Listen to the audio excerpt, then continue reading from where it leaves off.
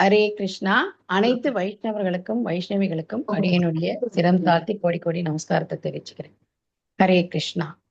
ஓம் அஜானதிமிரா அந்தஸ்ய ஞானஜனாசலாகயா சக்ஷுருன்மீலிதம் ஏன தஸ்மை ஸ்ரீ குரவே நமக. ஸ்ரீ சைத்தன்ய மனோபீஷ்டம் ஸ்வாமிதம் ஏன பூதலே ஸ்வயம் ரூபகதா மஹ்யம் ததாதி சபதாந்திகம். வந்தேகம் ஸ்ரீகுரு ஸ்ரீயுதபதகமலம் ஸ்ரீகுரும் வைஷ்ணவாம்ச ஸ்ரீரூபம் சாக்ரஜாதம் சககண ரகுநாதான்விதம் தம் சஜீவம் சாத்வைதம் சாவதூதம் பரிஜனசகிதம் கிருஷ்ண சைத்தன்ய தேவம் ஸ்ரீராதா கிருஷ்ண பாதான் சககணா லலிதா ஸ்ரீ விஷாகான்விதாம்ஷ ये कृष्णा करुणा सिन्धु दीनबन्धो जगत्पदे गोपेश गोपिका कान्ता राधा कान्ता नमोस्तुते तप्त काञ्चन गौराङ्गी राधे वृन्दावनेश्वरी वृषभानुसुते देवी प्रणमामि हरिप्रिये वाञ्छाकल्पतरूपयस्य कृपा सिन्धो मय्येव च पतितानां पावनेभ्यो वैष्णवेभ्यो नमो नमः।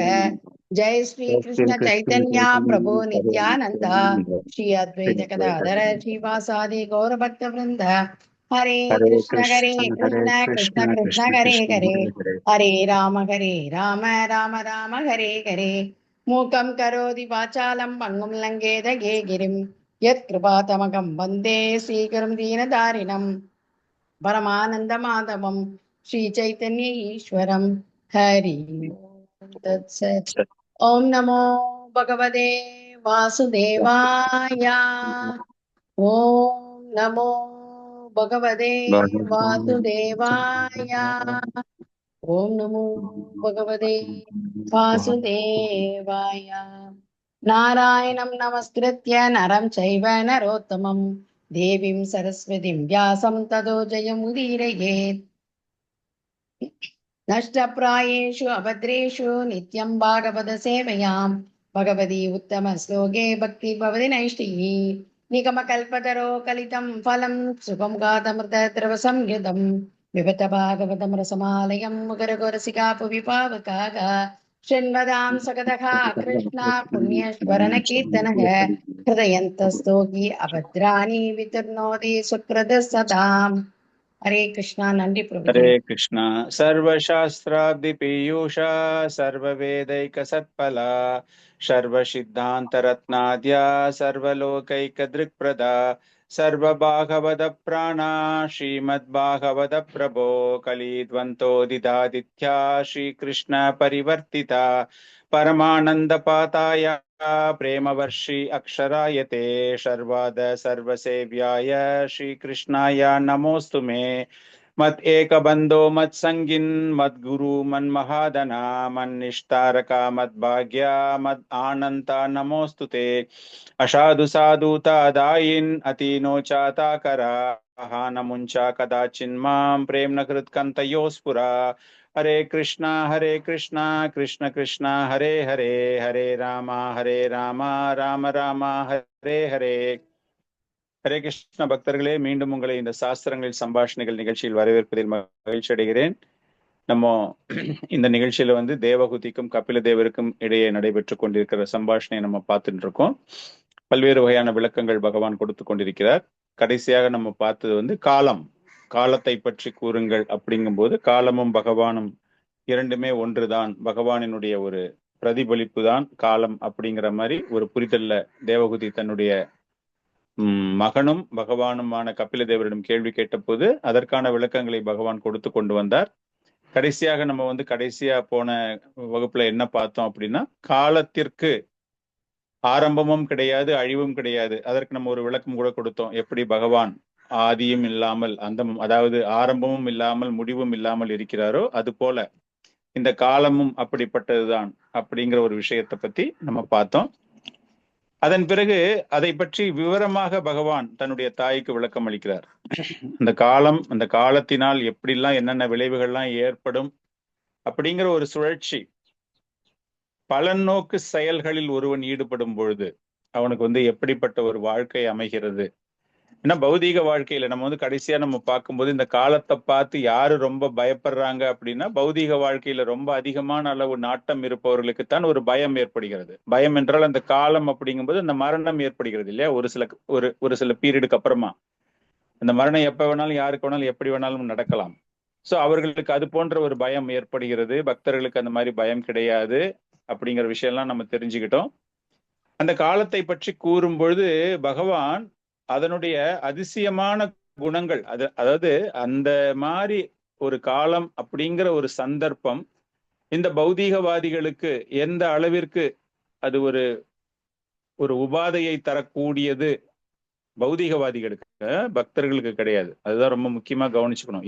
இதுக்கு மேல வரக்கூடிய எல்லா விளக்கங்களுமே கபில தேவர் வந்து ஒரு பௌதீகவாதிகள், அவர்களுக்கு வந்து இந்த காலத்தினுடைய தாக்கம் எப்படி இருக்கும் அப்படிங்கிறது தான் விவரிக்க போகிறார். சொல்லிட்டு தாய்கிட்ட சொல்றாரு, இந்த பௌதீகவாதிகள் எப்படின்னா ஒரு அடர்ந்த மேக கூட்டம், அந்த அடர்ந்த மேக கூட்டத்திற்கு அந்த காற்றினுடைய வேகம், அந்த காற்றினுடைய ஆற்றல், அந்த காற்றினுடைய சக்தி தெரியாது. நம்ம வந்து ரொம்ப பெரிய அடர்ந்த மேகமா இருக்கோம், நம்ம அப்படியே இருக்கலாம் அப்படிங்கிற மாதிரிலாம் கிடையாது. அந்த காற்று வேகமாக வீசும் பொழுது அந்த மேக கூட்டங்கள் கலைத்து எரியப்படுகின்றன. அப்படியே நம்ம பார்த்திருப்போம், நிறைய பார்த்திருப்போம். அப்படியே வானத்துல வந்து பிரிச்சு பிரிச்சு பிரிச்சு பிரிச்சு சின்ன சின்ன சின்ன சின்ன பிட்டா போக ஆரம்பிச்சிடும் எல்லாமே.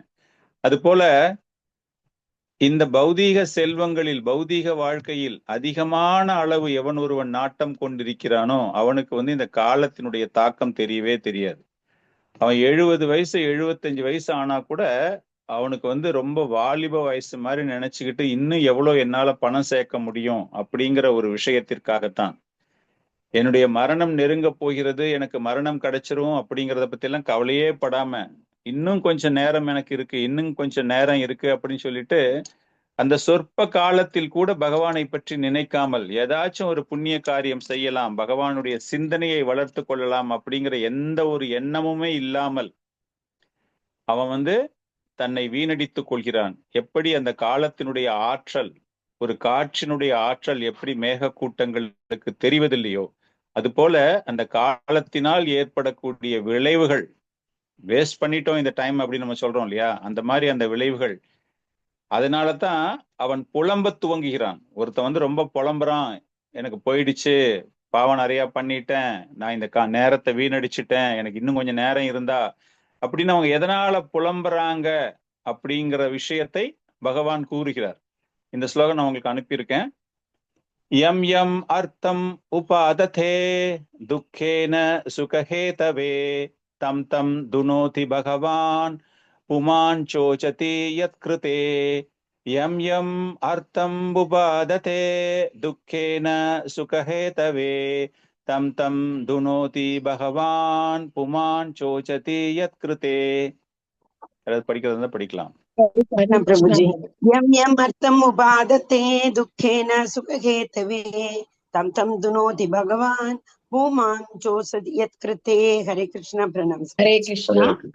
यम यम अर्थम उपादते दुखेन सुखहेतवे तम तम दुनोति भगवान भूमां चोषति यत्कृते. हरे कृष्णा. नंदी प्रभुजी. हरे कृष्ण प्रभुजी. यम यम अर्थम उपादते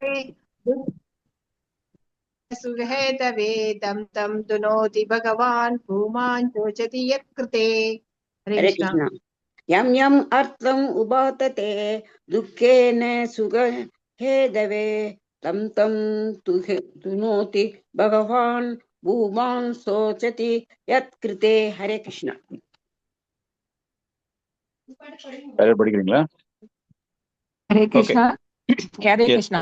यम यम अर्थम उपादते दुखेन सुखहेतवे तम तम दुनोति भगवान भूमां चोषति यत्कृते. हरे कृष्णा. दंडवत प्रणाम. हरे कृष्ण प्रभु. दंडवत प्रभु.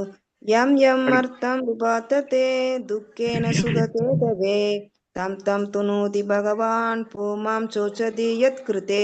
हरे कृष्ण प्रभु. थैंक यू प्रभु. दंडवत प्रभु.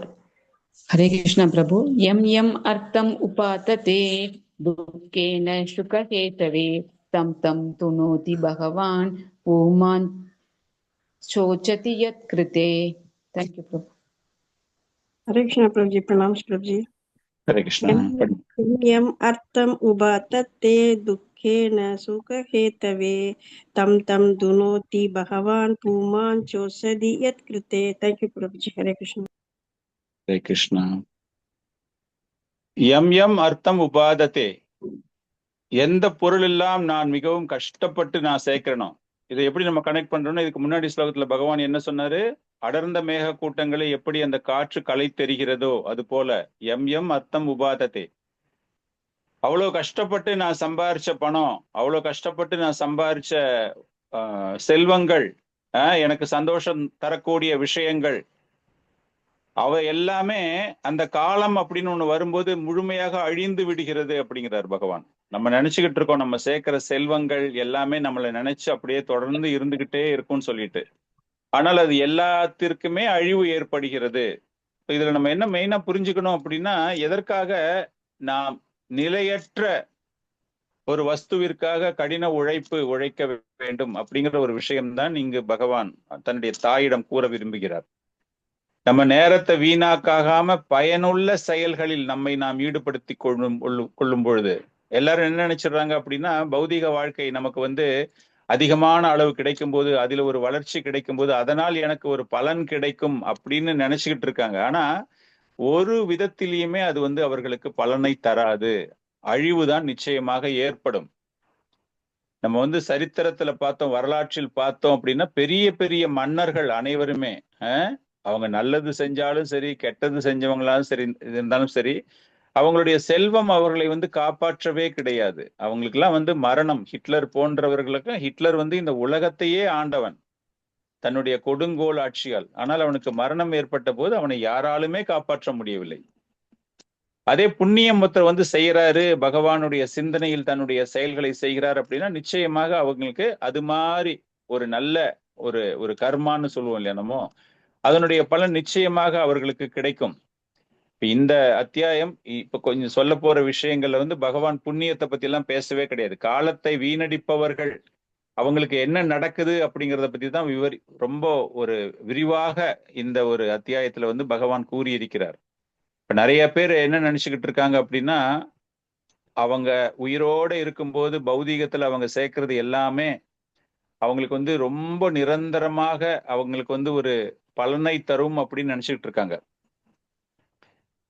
நான் கொஞ்ச நாளைக்கு முன்னாடி என்னுடைய உறவினர் ஒருவர், அவர் நிறைய தமிழ் கதைகள் அதெல்லாம் கவிதைகள்லாம் எழுதி நிறைய பரிசுலாம் வாங்கியிருக்காரு. அவரு ஒரு புக்கோ எங்கிட்ட கொடுத்துட்டு, படி இந்த புக் ரொம்ப நல்லா இருக்கும் படி அப்படின்னு, சின்ன சின்ன ஷார்ட் ஸ்டோரிஸ் எல்லாமே. அதுல ஒரு கதையில ஒரு பர்டிகுலர் லைன், அதாவது ஒரு வயதான முதியவர் மரணம் அடைகிறார். அந்த கதையில ஃபுல் கதை நான் சொல்லல, ஜஸ்ட் என்ன ரொம்ப இம்ப்ரெஸ் பண்ண ஒரு லைன். அந்த லைன், நேற்று வரை ஆதாரமாக இருந்த காகிதங்கள் இன்று அனாதையாக நிற்கின்றன அப்படின்னு ஒரு லைன் அவர் எழுதியிருக்காரு. அதாவது அந்த தாத்தா, செத்து போற தாத்தா, அவ்வளோ வயசாகி கூட அவர் அந்த நாம சிந்தனைகள் எல்லாம் இல்லாம அவர் பேங்க் பேலன்ஸை பாக்குறது, பேப்பர்ல என்ன நியூஸ் வந்திருக்கு, என்ன எழுதி வைக்கலாம், யாருக்கு என்ன நியூஸ் சொல்லலாம் அப்படின்னு சொல்லிட்டு அந்த பேப்பர் நிறைய எழுதி அவருடைய ரூம்ல அவ்வளோ குப்பை இருக்குமா, எக்கச்சக்க குப்பைகள் இருக்குமா. அதை அவர் எழுதுறாரு. நேற்று வரை அவருடைய ஆதரவாக இருந்த காகிதங்கள் இன்று அனாதையாக தெரிகின்றன. அப்படியே சுத்தி அந்த ரூமை சுத்தி அந்த பேப்பர் எல்லாம் கிடக்குது டெட் பாடி பக்கத்துல. அந்த மாதிரிதான் நம்மளுடைய வாழ்க்கையும். நம்ம நினைச்சுக்கிட்டு இருக்கோம் நம்ம பௌதீக வாழ்க்கையில நம்ம நிறைய சேர்த்துட்டோம், இந்த சொத்தெல்லாம் நமக்கு நிறைய நமக்கு பலன் தரப்போகுது அப்படின்னு. எந்த விதத்திலுமே இது பலனே தராது. காரணம் என்ன அப்படின்னா, இது போன்ற ஒரு தவறான பாதையில் பகவான் தொடர்ந்து கூறுகிறார். இதை பற்றி இன்னும் விளக்கம் அளிக்கும் போது, தவறான பாதையில் இந்த பௌதீகவாதிகள் செல்லும் பொழுது அவர்களுக்கு இந்த உடலானது நிரந்தரமற்றது அப்படிங்கிற ஒரு விஷயமே அவங்களுக்கு தெரியாது. அவங்க எதனால் கவர்ந்து இழுக்கப்படுகிறார்கள் அப்படின்னா, அவங்களுடைய வீடு, அவர்களுடைய நிலம், அவர்களுடைய செல்வம், அவர்களுடைய உடலுக்கு உண்டான உறவு முறைகள். ஒவ்வொரு உறவு முறை, பல்வேறு வகையான உறவு முறைகள்லாம் வருது இல்லையா, மனைவி, குழந்தைகள், அப்பா, அம்மா, தம்பி, தங்கச்சி அப்படின்னு எல்லாமே வருது இல்ல. அவங்களுடைய அறியாமையால இது என்ன ஆயிடுது அப்படின்னா, இது எல்லாமே அவங்களுக்கு நிரந்தரம், சொந்தம் அப்படின்னு சொல்றாங்க. நல்ல ஒரு அழகான தமிழ் பாடல் கூட ஒண்ணு இருக்கு. வீடு வரை உறவு காடு வரை அப்படின்னு சொல்லிட்டு ஒவ்வொரு ஸ்டேஜ் பை ஸ்டேஜா அந்த உறவு எப்படி போயிட்டே இருக்கு, கடைசி வரை யாரோ அப்படின்னு வரும் அந்த அந்த பாட்டுல பாத்தீங்கன்னா. அந்த மாதிரி நமக்கு கடைசி வரைக்கும் நமக்கு பலன் தரக்கூடிய விஷயங்கள் என்ன அப்படின்னு பார்த்தா அது நம்ம செய்யக்கூடிய பக்தி தான்.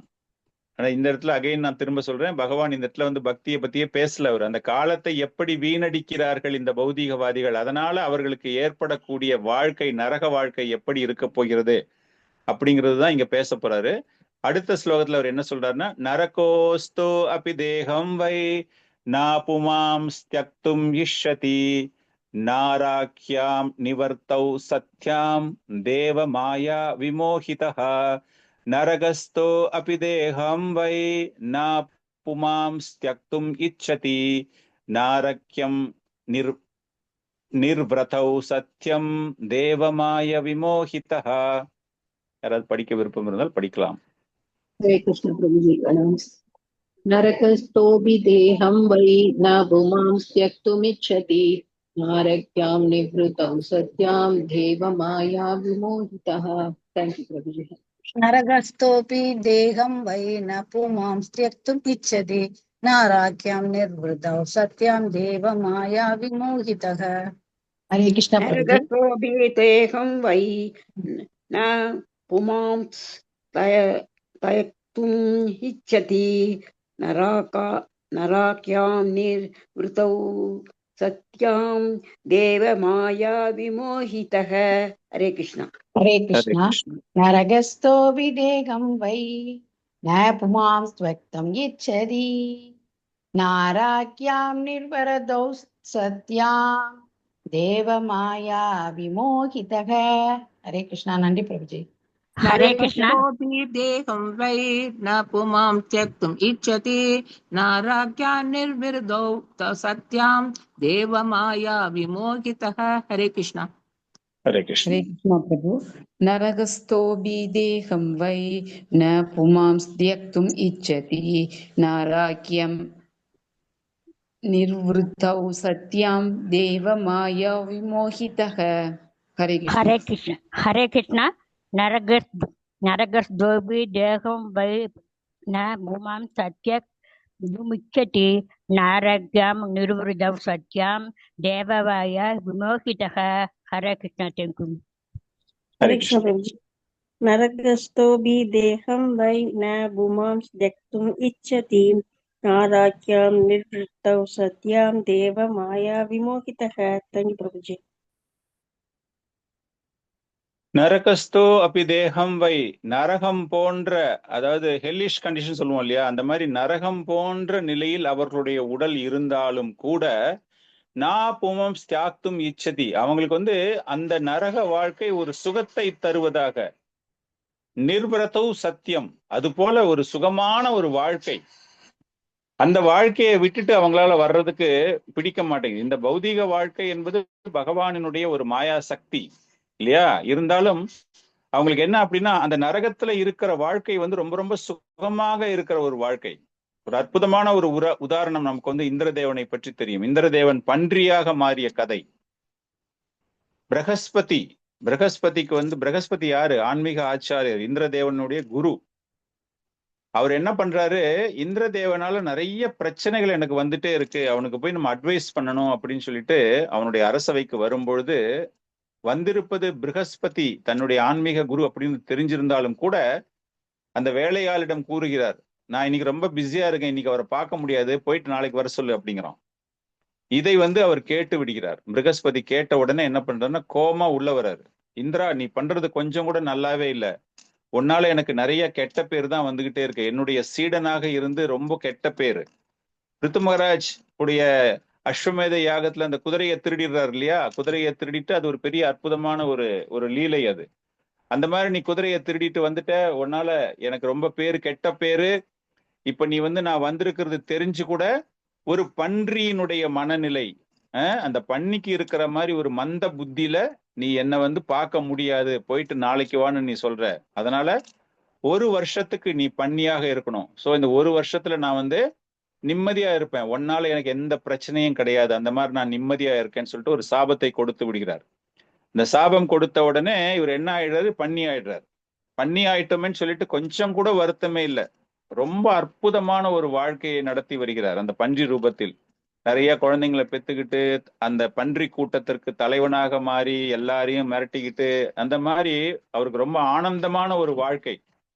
தேவர்களுக்கு எல்லாம் பயமாயிடுது, என்னடா அது தேவேந்திரன் வந்து இந்த மாதிரி ஆயிடுச்சாரே, அவரை வந்து உடனே வர வைக்கணும், திரும்ப கூட்டிட்டு வரணும் அப்படிங்கிறதுக்காக எல்லா தேவர்களும் முயற்சி செய்யும் பொழுது எல்லாருக்கும் மறுப்பு தெரிவிக்கிறார்.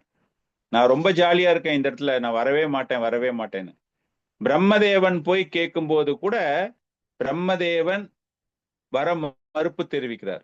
நான் ரொம்ப ரொம்ப சந்தோஷமா இருக்கேன் அப்படின்னு. அப்ப பிரம்மதேவன் என்ன பண்றாரு, நீ வந்து உன்னுடைய சொந்த குழந்தைகள், பந்தம், நண்பர்கள் அந்த மாதிரி பந்தத்துல இருக்கிறதால உன்னால வர முடியல அப்படின்ட்டு அவர் என்ன பண்றாரு, எல்லா பன்றிகளையும் கொன்று விடுகிறார்.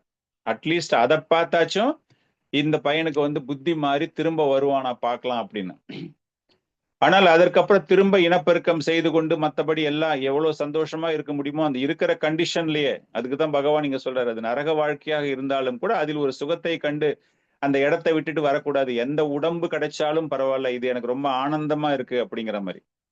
அதன் பிறகு நாரத முனி வந்து அவருடைய கழுத்தை கொன்று அவனுடைய உயிரை எடுத்து மீண்டும் அவனுக்கு வந்து இந்திர பதவி கிடைக்கிற மாதிரி செய்யறாரு. இதுல நம்ம என்ன தெரிஞ்சுக்கிறோம் அப்படின்னா, அது போன்ற ஒரு நரக வாழ்க்கையில் இருக்கும் போது கூட அசிங்கமான ஒரு வாழ்க்கை, இந்த பௌதீக வாழ்க்கை அப்படிங்கிறது நம்ம நினைச்சுக்கிட்டு இருக்கோம் ரொம்ப ரொம்ப சந்தோஷமான வாழ்க்கை. என்ன துக்காலயம் அசாஸ்வதம் அப்படிங்கிறார் இல்லையா பகவான். அந்த மாதிரி பார்க்கும் பொழுது இந்த இடத்தை விட்டு நாம் நிச்சயமாக சொல்ல வேண்டும். நம்ம எல்லாருமே கிட்டத்தட்ட பார்த்தோம்னா இந்திரதேவன் போலதான். இந்திரதேவன் வந்து பன்றி கூட்டமாக இருந்தான். அது போலத்தான் நாமும் இந்த பௌதீக வாழ்க்கையில் இருக்கக்கூடிய நிறைய பேர் பக்தி இல்லாதவர்கள். நாம்னா நான் நம்மளை சொல்லிக்கல, இந்த மாதிரி பக்தி இல்லாமல் இந்த இடத்துல கபில தேவர் கூறக்கூடிய மக்கள் இந்த அத்தியாயத்துல யாரை பத்தி சொல்றாரு அப்படின்னா, அது போன்ற ஒரு இந்திரிய சுகத்தின் மீது நாட்டம் உடையவர்கள். அவங்களுக்கு வந்து இந்த குடும்பம் இப்ப நடந்து கொண்டிருக்கிற வாழ்க்கை, அவங்களுக்கு எவ்வளவு பிரச்சனைகள் வந்தாலும் சரி, அவங்க வந்து அதிகமான அளவு தன்னுடைய வாழ்க்கையில் அது நினைக்கிறது தான், அதுதான் சந்தோஷம் அப்படின்னு. ஜனங்களுடைய வாழ்க்கை தரம் எப்படி ஆயிட்டு இருக்கு அப்படின்னா, அவ்வளவு கீழ்நிலையில் சென்று கொண்டிருக்கிறார்கள். சொந்தம், பந்தம், உறவு, அந்த கலாச்சாரம், பெரியவங்களுக்கு மரியாதை கொடுக்கணும், அவங்களோட அனுசரணையா இருக்கணும், அந்த மாதிரிலாம் ஒண்ணுமே கிடையாது. எல்லாமே இந்திரிய திருப்திக்காகத்தான் போய்கிட்டு இருக்கு. இப்ப இன்னைக்கு தற்காலிகத்துல பாத்தீங்க அப்படின்னா, இந்த நாய் வளர்ப்பது, பெட் அனிமல்ஸ் அப்படின்னு சொல்றோம் இல்லையா, அந்த மாதிரி இந்த நாய் வளர்க்கறது, பூனை வளர்க்கறது எல்லாமே நீங்க கடைசி ஒரு 10 வருஷத்துல நீங்க சென்னை, அப்பெல்லாம் வந்து மேற்கத்திய நாடுகளை நம்ம பார்ப்போம், நாயை வச்சுட்டு நிறைய பேர் இருப்பாங்க. இப்ப வந்து நீங்க பாத்தீங்கன்னா ஒரு லாஸ்ட் ஒரு 5-10 இயர்ஸ்ல சென்னையில எல்லாம் பாத்தீங்கன்னா, அதுவும் எஸ்பெஷலி இந்த மாதிரி பெரிய பெரிய கம்யூனிட்டிஸ், பிளாட்ஸ், அபார்ட்மெண்ட்ஸ், நிறைய வீடுகள் இருக்கிற இடத்துல பாத்தீங்கன்னா அவ்வளவு நாய்கள், பெட் அனிமல்ஸ். அதுவும் ஒரு சில பேர்லாம் 2 நாய்கள்லாம் வச்சிருக்காங்க. என்னுடைய மனைவியுடைய ஒரு ஃப்ரெண்டு, அவங்க ப்ரொஃபைல் பிக்சர்ல ஒரு நாய் போட்டிருக்காங்க. என்னுடைய மனைவிக்கு சந்தேகம் வந்து அவங்களை கூப்பிட்டு கேட்டாங்க, நீங்க என்ன நாய் போட்டிருக்கீங்க ப்ரொஃபைல்ல, உங்க வீட்டுல நாய் இருக்கா அப்படின்னு கேட்டதுக்கு அதுக்கு அவங்க சொன்னாங்க, இல்ல இந்த நாய் இறந்துடுச்சு, அது ஞாபகார்த்தமா அதனுடைய ப்ரொஃபைல்ல நாங்க வந்து போட்டிருக்கோம் அப்படின்னு. சொந்த தாய் தகப்பன் மீது இல்லாத அன்பு செலுத்துங்க, சமதர்ஷனகா அது இருக்கணும். ஆனா நம்மளுடைய அத்தனை கவனமுமே அந்த நாய் மீது போய் விடுகிறது. வயசான அப்பா அம்மாவை எடுத்துன்னு போயிட்டு ஒரு அநாத ஆசிரமம் மாதிரி இல்லைன்னா ஓல்ட் ஏஜ் ஹோம்ல போட்டுட்டு அன்பு செலுத்த முடியாதவர்கள், தன்னுடைய உற்றாரோடு, உறவினரோடு அவங்க மேல ஒரு கருணை, அன்புனா இங்க நாட் அன் அட்டாச்மெண்ட், அந்த கருணை செலுத்த யாருக்கெல்லாம் மனசு இல்லையோ அவங்க எல்லாம் என்ன பண்றாங்க, அந்த மாதிரி ஒரு கருணை கிடைக்காத இடத்தில் அவங்க கவனம் முழுக்க வேறு ஒரு விலங்கின் மீது அவர்கள் அந்த கவனத்தை செலுத்துகிறார்கள். சோ பௌதிக உலகம் அப்படிங்கிறது இந்த அளவு கேவலமாக போயிட்டு இருக்கு. பெட் அனிமல்ஸ் வளர்க்கறது இல்லாம ஒரு மாதிரி பாய்சனஸ் கிரியேச்சர்ஸ் கூட ஒரு சில பேர்லாம் அதை வந்து ஒரு ஃபேஷனா அவங்க வீட்டுல வச்சுட்டு இருப்பாங்க. வீட்டுல வந்து பாத்தீங்கன்னா பாம்பு எல்லாம் வச்சிருப்பாங்க. பாம்பு, தேளு, இந்த ஓணான், அந்த மாதிரிலாம் வந்து ஒரு சில பேர்லாம் வளர்க்குறதுலாம் எனக்கு தெரியும். காரணம் என்ன அப்படின்னா, அவங்களுடைய டேஸ்ட் தமோ குணத்துக்கும் கீழே ஏதாச்சும் ஒரு குணம் ஒண்ணு இருக்கு அப்படின்னா இந்த மாதிரி ஒரு குணம் தான். ஏன்னா எப்ப பார்த்தாலும் அவங்களுக்கு ஒரு பதட்டம், அந்த பதட்டத்திலிருந்து எப்படி வெளியே வர்றது, எப்படி தங்களுடைய கவனத்தை வேற எங்கேயாச்சும் மாத்திக்கிறது அப்படின்னு சொல்லிட்டு போகும்பொழுது இது போன்ற பதட்டத்தில் இருப்பவர்கள், பகவான் இங்க வந்து இதை எப்படி எடுத்துட்டு வர்றாரு அப்படின்னா, இது போன்ற ஒரு மனநிலையில் இருப்பவர்கள் அந்த மனநிலையில் இருப்பவர்கள் அந்த பதட்டத்தினால் இருக்கும்பொழுது பல்வேறு விதமான தவறுகளை அவர்கள் செய்கிறார்கள். அவங்க குடும்பத்தை பராமரிக்கிறதுக்காகவோ இல்லைன்னா சமுதாயத்தில் இருப்பதற்காகவோ அவர்கள் பல்வேறு பாவங்களை செய்கிறார்கள்.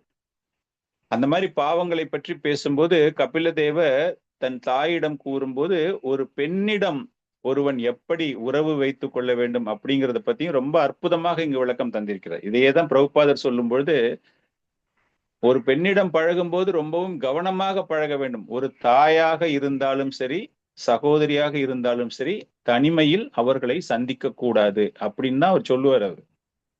அவருடைய வாழ்க்கையிலேயே அவர் அதை கடைபிடித்திருக்கிறார். அவருடைய சகோதரி, அவர் சந்நியாசம் எடுத்த பிறகு அவருடைய சகோதரி அவரை பார்க்க வரும்பொழுதெல்லாம் உடனே ஒரு டிசைபிளை கூப்பிட்டு பக்கத்துல உட்கார வச்சுப்பாராம். தன்னுடைய சகோதரியிடம் தனிமையில் அவர் பேசியதே கிடையாதாம். அந்த அளவுக்கு அவர் என்ன சொல்றாரு அப்படின்னா, அந்த காம இச்சை இந்த சமுதாயத்துல அந்த காம இச்சை அப்படிங்கிறது ரொம்பவும் கீழ்த்தரமான நிலையில் மாறிக்கொண்டிருக்கிறது. அதனால பாவங்கள் செய்பவர்கள் பெருகி கொண்டிருக்கிறார்கள். இதெல்லாம் அவர் எதுக்காக சொல்ல வர்றாரு அப்படின்னா, அந்த காலத்தை பற்றி அவர்களுக்கு தெரியாததால ஒரு பெரிய விளைவு அந்த காலத்தினால் அவர்களுக்கு ஏற்படும் பொழுது, பின்னாடி சாப்டர்ல அதை பத்தி தான் பேச போறாரு, என்னென்ன பாதிப்புகள் ஏற்பட போகும் அப்படிங்கிறதுக்காக இவ்வளவு ஸ்ட்ராங்கா மெசேஜஸ் தன்னுடைய தாய்க்கு அவர் வழங்கி கொண்டிருக்கிறார். இந்த பெண்களிடம் தனிமையில் இருக்கக்கூடாது அப்படிங்கிற ஒரு கருத்து நம்ம பார்க்கும்போது சைத்தன்ய மகாபிரபு அவருடைய லீலையில், அந்திய லீலையில ஐ திங்க் 2nd சாப்டரோ 3rd சாப்டரோ, சோட்டா ஹரிதாஸ் அப்படின்னு சொல்லிட்டு, ஈச சன்னியாசி, முற்றும் துறந்தவர், அவருடைய சகாக்களில் அவர் ஒரு சகா. அப்படி இருக்கும்போது பகவான் ஆச்சாரியா அப்படின்னு அது ஒரு சின்ன லீலை. எல்லாரும் வந்திருக்காங்க, சகாக்கள் எல்லாமே வந்திருக்காங்க, அவங்களுக்கு எல்லாருக்கும் பிரசாதம் ஒண்ணு செஞ்சு தரணும் அப்படின்னு சொல்லிட்டு இந்த சோட்டா ஹரிதாஸை கூப்பிடுறாரு. கூப்பிட்டுட்டு, நீ போயிட்டு அங்க மாதவி தேவி அப்படின்னு சொல்லிட்டு ஒரு devotee, she is very favourable to Chaitanya Mahaprabhu, அந்த பக்தர்களுக்காக நிறைய அவங்க செய்யக்கூடியவர்கள் அந்த மாதவி தேவி அப்படிங்கிறவங்க. அவங்க கிட்ட போயிட்டு ஏதாச்சும் வாங்கிட்டு வா, தானியங்கள் வாங்கிட்டு வா, நம்ம வந்த பக்தர்களுக்கெல்லாம் நம்ம அவங்களுக்கு எல்லாம் பிரசாதம் நம்ம பண்ணி கொடுக்கலாம், யாச்சகம் கேட்டு வா அப்படிங்கிற மாதிரி அனுப்புறாரு. இந்த சோட்டா ஹரிதாஸ் அங்க போயிட்டு அந்த மாதவி தேவி கிட்ட கொஞ்ச நேரம் எக்ஸ்ட்ராவா பேசிடுறாரு. அவர் அங்க போய் காமத்தை பற்றி எல்லாம் பேசவில்லை, வேறு உணர்ச்சிகளை பற்றி எல்லாம் பேசவில்லை, ஏதோ வேண்டாத பேச்சு. அவரை எதுக்காக அனுப்புனாங்களோ அது இல்லாமல் வேறு கொஞ்சம் எக்ஸ்ட்ராவா அவர் பேசிடுறாரு. அது மகாபிரபுக்கு தெரிஞ்ச உடனே அவ்வளவு வருத்தப்பட்டு அவர் என்ன சொல்றாருன்னா, இந்த நிமிஷத்துல இருந்து நீ என்னுடைய சிஷ்யன் கிடையாது, என்னுடைய சகா கிடையாது, என்னோடு பழகுவதற்கு உனக்கு அருகதை கிடையாது அப்படின்னு சொல்லிட்டு he was completely banished. அவனை துரத்தி விட்டுறாரு. மற்ற சகாக்கள் எல்லாருமே ரொம்பவும் மன்றாடுகிறார்கள் மகாபிரபு கிட்ட போய், மகாபிரபு இவன் ரொம்ப ரொம்ப நல்லவன், இவன் எந்த விதமான தீய கண்ணோட்டத்தோடையும் அவன் போய் அந்த பெண்ணிடம் பேசவில்லை. மகாபிரபு மறுத்து விடுகிறார். அவன் ஒரு சன்னியாசி, சமுதாயத்துல அவன் அந்த மாதிரி செய்யறான் அப்படின்னு தெரிஞ்சதுன்னா மற்றவர்கள் எல்லாருமே அவனை தவறாக நினைப்பார்கள். அதை தவறாக புரிந்து கொண்டு அவங்களும் ஒரு சரியான பாதையில் இல்லாமல் வெளியே வந்துருவாங்க அவங்க. அதனால நான் கொடுத்த பனிஷ்மெண்ட் தான். இதற்கு ஒரே பிராயச்சித்தம் என்னன்னா, இவன் பண்ணின தவறு, நான் இவனை தவறு அப்படின்னு நான் கண்டித்திருக்கிறேன், இந்த தவறிலிருந்து அவன் வெளிவர வேண்டும். அவனுக்கு என்ன பிராயச்சித்தம் என்றால் அவன் தற்கொலை செய்து கொள்ள வேண்டும். அந்த மாதிரி ஒரு சன்னியாசி ஒரு பெண்ணோடு பேசிவிட்டு வந்துட்டான், தனிமையில் பேசியிருக்கான் அப்படின்னு தெரிஞ்சதுன்னா மகாபிரபு எழுதுறாரு, தற்கொலை ஒன்றுதான் இதற்கு பிராயச்சித்தம். அப்படின்னா அது எவ்வளவு முக்கியத்துவம் வாய்ந்ததாக பார்க்கப்படுகிறது, அபராதமாக பார்க்கப்படுகிறது. கபிலதேவர் சொன்னதெல்லாம் அப்படியே ஸ்ட்ரிக்டா சைத்தன்ய மகாபிரபு பீரியட்ல எல்லாம் ஃபாலோ பண்ணியிருக்காங்க, பிரபுபாதர் ஃபாலோ பண்ணியிருக்காரு. அந்த முக்கியத்துவம், ஏன்னா தவறு எங்கேயாச்சும் இழைச்சிட போறாங்களே அப்படின்னு சொல்லிட்டு. அதன் பிறகு சோட்டா ஹரிதாஸ் ஒரு வருடத்திற்கு பிறகு பிரயாக்ராஜ்னு சொல்றோம் இல்லையா, இந்த அலகாபாத் சங்கமம், அந்த சங்கமத்துலதான் அவர் தற்கொலை பண்ணிக்கிறார் அவரு. அதன் பிறகு அவர் நித்தியமாக ரொம்ப ரொம்ப நல்லா பாட்டு பாடுவார். அவருடைய பாடலை கேட்காமல் சைத்தன்ய மகாபிரபு உறங்குவது கிடையாது. அந்த அளவிற்கு அவங்க 2 பேருக்குள்ள ஒரு லீலைகள், மந்திரம், ஹரே கிருஷ்ண நாமம், பகவானுடைய நாமத்தை அவர் ஜபிக்கும் போது அவ்வளவு இனிமையாக இருக்குமாம். அந்த ஆவி ரூபத்துல அவர் மகாபிரபு இருக்கிற இடத்துல அவர் அதை பாடும்போது மகாபிரபு சொல்லுவாராம், சோட்டா ஹரிதாஸ் பாடிக்கிட்டு இருக்கான், என் காதுல விழுது அப்படின்னு. அதன் பிறகு சைத்தன்ய சரிதாமிரத்துல பாத்தீங்கன்னா அந்த லீலையில பார்க்கும்போது அதன் பிறகு அவனை மகாபிரபு மன்னிப்பதாக ஆனால் முதல்ல ஆரம்பத்துல என்ன கொடுத்திருக்காரு அப்படின்னு பாத்தீங்கன்னா, ஒரு பெண்ணோடு ஒரு சந்நியாசி இருக்கவே கூடாது. காரணம் என்ன அப்படின்னா, அந்த பௌதீக வாழ்க்கையிலிருந்து ஒருவன் ஆன்மீக வாழ்க்கைக்கு முன்னேற வேண்டும், பகவானினுடைய திருப்பாதத்தை சென்று அடைய வேண்டும் அப்படின்னா, பௌதீக இச்சைகள் இல்லாமல், இந்திரிய சுகங்கள் இல்லாமல் ஒரு பெண்ணோடு பேசுவது கூட ஒரு இந்திரியத்துக்கு சுகம் தரக்கூடிய ஒரு விஷயம். அதனால அது தவறான பாதை, தயவு செய்து அது போல செய்யக்கூடாது அப்படிங்கிற மாதிரி ஒரு போதனை அவர் கொடுக்கிறார், மற்ற எல்லாருக்குமே கொடுக்கிறார். சோ இந்த மாதிரி ஒரு பௌதீக வாழ்க்கையில் இருப்பவர்கள், கபிலதேவ் என்ன சொல்றாரு அப்படின்னா, இது போன்ற ஒரு பௌதீக வாழ்க்கையில் இருப்பவர்கள் அவங்க தன்னுடைய குடும்பத்தை பராமரிப்பதற்காக, அந்த குடும்பத்துல உள்ள பல பல உறுப்பினர்களை சமாளிப்பதற்காக அவங்க என்ன பண்ண வேண்டியது இருக்கு? ஒரு அரசியல்வாதி போல அவர்கள் பழகுகிறார்கள்.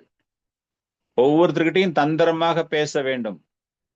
ஒரு மருமகளுக்கும் மாமியாருக்கும் பாத்தீங்கன்னா ஒத்து போகவே போகாது. அது எந்த சாபக்கேடோ யாருக்குமே தெரியாது. அந்த தாய் தன்னுடைய மகளிடம் நன்றாக பழகுவாள், தன்னுடைய சகோதரியிடம் நன்றாக பழகுவாள். ஆனால் அந்த மாமியார் அப்படிங்கிற ஒரு பெண்ணோட அவளால பழகவே முடியாது. இதை சமாளிக்க வேண்டிய ஒரு கட்டத்தில் அந்த ஆண்மகன் இருக்கிறான். அந்த கணவன் தாயையும் விட்டு கொடுக்க முடியாது, மனைவியும் விட்டு கொடுக்க முடியாது. இதுதான் ஒரு அரசியல்வாதி, அந்த சாணக்கியத்தனம். அந்த மாதிரி தன்னுடைய பௌதீக வாழ்க்கை அவன் என்ன பண்றான் அப்படின்னா, அந்த மாதிரி செய்யும் பொழுது ஒரு சிலருக்கு வெற்றி கிடைக்கிறது. அந்த குடும்பத்தை சரிவர பராமரிக்க முடியாமல் துரதிருஷ்டவாசிகள் ஒரு சில தவறான பாதையில் சென்று நிறைய பாவங்களை சேர்த்து கொள்கிறார்கள். இந்த மாதிரி முட்டாள்தனமான, காலத்தை பற்றி தெரியாமல் பௌதீக வாழ்க்கையிலேயே தங்களை முழுமையாக ஈடுபடுத்தி கொண்டு, பூனைக்கும் நாய்க்கும் அன்பை செலுத்தி கொண்டு பக்தியை செலுத்த முடியாமல் அவர்கள் இது போல திண்டாடும் பொழுது, அது போன்ற நேரத்தில் மரணம் ஏற்படக்கூடிய ஒருவனுக்கு, கபிலதேவர் எழுதும்போது இந்த மாதிரி நிறைய பாவம் பண்ணிட்டே இருக்கிறதால அவங்களுக்கு காலத்தின் மரியாதை தெரிய மாட்டேங்குது, மதிப்பு தெரிய மாட்டேங்குது. அவர்களை நோக்கி மரணம் ஏற்படும் பொழுது அவங்களுடைய மரணம் எப்படி இருக்கும்? அந்த மரணமானது நம்ம உடம்புல இருக்கிற அந்த காற்று அழுத்தத்தினால் வெளிவரும்போது கண்கள் பிதுங்கி மரண பயத்தில் அவங்களுக்கு மரணம் ஏற்படுகிறது. இது நான் திரும்ப சொல்றேன், இது பௌதீகவாதிகளை பற்றி பகவான் இந்த ஒரு அத்தியாயத்தில் பேசுகிறார். நம்ம ஒரு பக்தர்களுக்கோ இல்லைன்னா ஒரு வைஷ்ணவர்களுக்கோ அவங்கள பத்தி பேசவே இல்லை இந்த இடத்துல. பௌதீகவாதிகள். காரணம், தேவகுதி கேட்ட கேள்வி, திரும்ப you go back to square one. தேவகுதி கேட்ட முதல் கேள்வி, பௌதீக வாழ்க்கையில் இவ்வளவு அட்டாச்சா இருந்த நானு, ஒரு கட்டுண்ட நிலையில் இருந்த நான், என்னுடைய கணவன் இவ்வளவு சிறப்பான ஒரு ஆன்மீகவாதியாக இருந்தாலும் கூட நான் அதை எதையுமே தெரிந்து கொள்ளவில்லையே அப்படின்னு ஒரு புலம்பலுக்காகத்தான், அதன் மூலமாகத்தான் இவ்வளவு விஷயங்களும் அவர் சொல்லிட்டே வர்றார். சோ அந்த மாதிரி அவங்களுக்கு மரணம் ஏற்படும் பொழுது, அந்த யமதூதுவன் வரும் பொழுது அவர்களுடைய நிலை எப்படி இருக்கும் அப்படிங்கிற ஒரு அற்புதமான ஒரு ஸ்லோகம். யமதூதௌ ததா பிராப்தௌ பீமௌ ஷரபசேக்ஷணௌ சா திருஷ்ட்வா த்ரஷ்டா ஹிருதயः சாக்ரம் மூத்ரம் விமுஞ்சதி. யமதூதௌ ததா பிராப்தௌ பீமௌ ஷரபசேக்ஷணௌ சா திருஷ்ட்வா த்ரஷ்டா ஹிருதயः சாக்ரன் மூத்ரம் விமுஞ்சதி. யாராவது படிக்கிறதா படிக்கலாம். हरे कृष्ण प्रभुजी।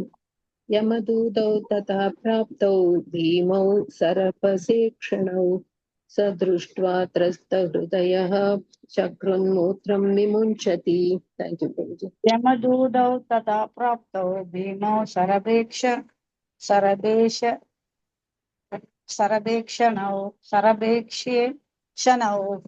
दृष्ट्वा त्रस्तहृदयः शक्रुन्मूत्रं विमुञ्चति। हरे कृष्णा। यमदूतौ तथा प्राप्तौ भीमौ सरपसेक्षणौ सदृष्ट्वा त्रस्तहृदयः शक्रुन्मूत्रं विमुञ्चति। हरे कृष्ण। हरे कृष्ण। यमदूतौ तदा प्राप्तौ भीमौ सरभसेक्षणौ सा दृष्ट्वा त्रस्तहृदयः शक्रुन्मूत्रं विमुञ्चति। हरे कृष्ण। थैंक यू प्रभु। ஹரே கிருஷ்ண.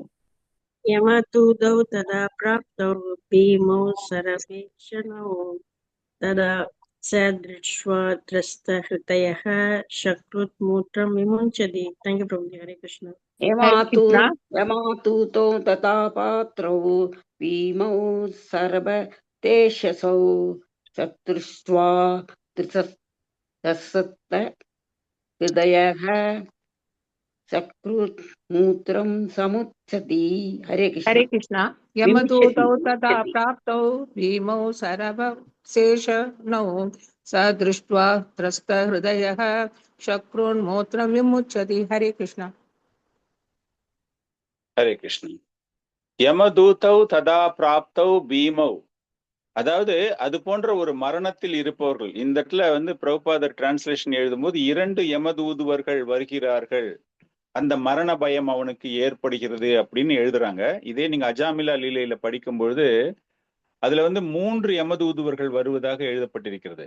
அதற்கு ஒரு விளக்கம் அங்க என்ன கொடுத்திருப்பாங்க அப்படின்னா, நம்ம செய்யற பாவம், உடலால் செய்யக்கூடிய பாவம், உள்ளத்தால் செய்யக்கூடிய பாவம், வார்த்தைகளால் செய்யக்கூடிய பாவம், இந்த 3 பாவத்திற்காக 3 யமதூதுவர்கள் வருவதாக அதுல எழுதியிருக்கு. ஆனா இங்க வந்து பாத்தீங்க அப்படின்னா மரணத்தின் போது யமதூதர்கள் வருகிறார்கள் அப்படிங்கிற விஷயத்த நம்ம தெரிஞ்சுக்கணும். இது again I am telling you, இது வந்து பாவம் செய்யறவங்களை பத்தின ஒரு சாப்டர். இது கபில தேவர் வந்து இந்த பாவம் செய்பவர்கள் அந்த நேரத்துக்கு ஒரு மரியாதை கொடுக்காமல், அந்த நேரத்தினுடைய அந்த வேல்யூ தெரியாம, அதனுடைய பவர் தெரியாம இருக்கிறவங்களுக்காக இந்த சாப்டர். இது வந்து வைஷ்ணவர்களுக்கோ ஒரு டிவோட்டிஸுக்கோ it is not at all applicable. அவங்களுக்கு வந்து இது பொருந்தவே பொருந்தாது. அதனால பயப்படாம கேளுங்க. சோ யமதூதௌ ததௌ பிராப்தவ் அப்படின்னா அந்த கண்கள் முன்பு அந்த யமதூத்துவர்கள் தெரிகிறார்கள். அந்த பயம் அவங்களுக்கு. 2 வகையான உயிர் பிரிதல்.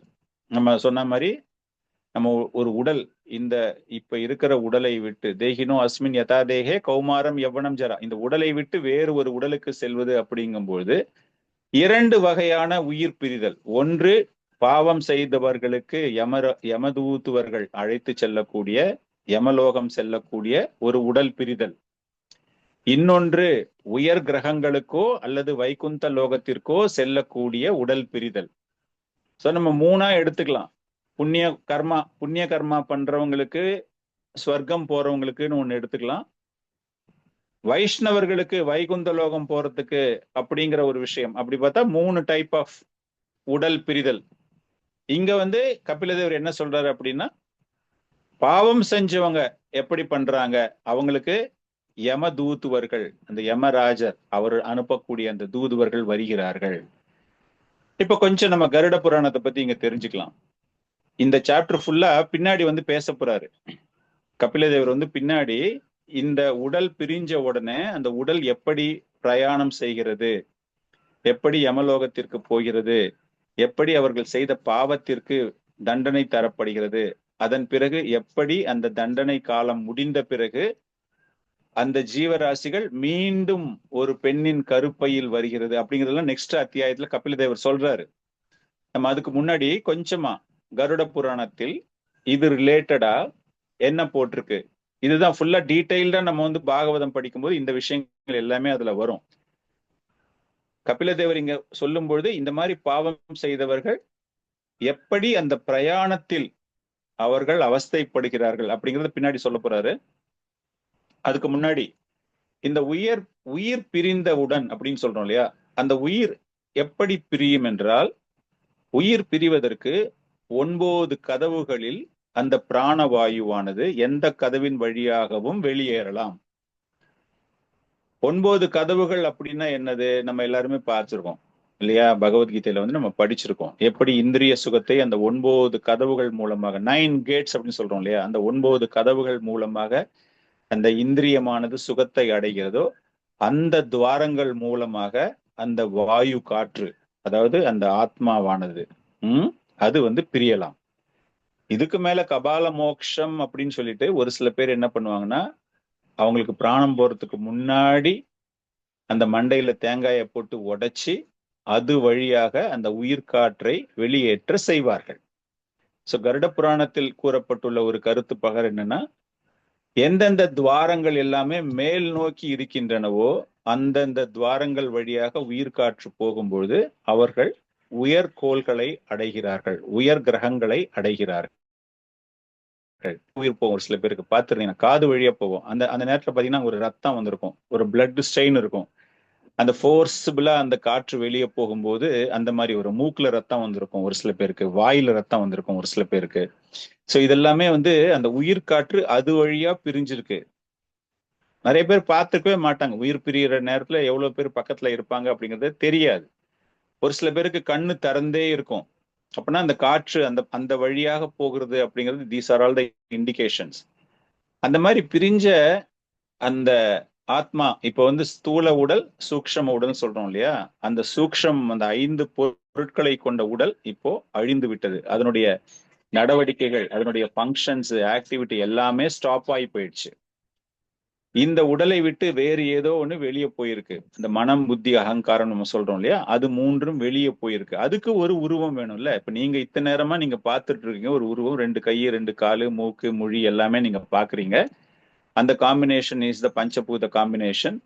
நீர், நிலம், நெருப்பு, காற்று, வாயு அந்த மாதிரி பாக்குறோம். அதன் பிறகு இந்த மத்த 3 அது வெளியே போகுது. அதுதான் டிராவல் ஆயிட்டு போகுது. இப்போ அது போகும்போது அது எந்த ரூபத்தில் போகும் என்றால் காற்று ரூபத்தில் போகும். ஆவி இருக்குன்னு சொல்றாங்க தெரியுமா, ஆவி. அந்த ஆவி அப்படிங்கிறது உருவமற்ற ஒரு உயிர். அந்த ஆவிக்கு உயிர் இருக்கிறது. அந்த ஆவி அப்படிங்கிறது தான் அந்த பிரிந்த ஆத்மா வேறு உடலை அடைவதற்கு முன்பு அது பிரயாணம் செய்வதற்கு அந்த ஒரு உருவம் அப்படிங்கிறது அந்த ஆவி.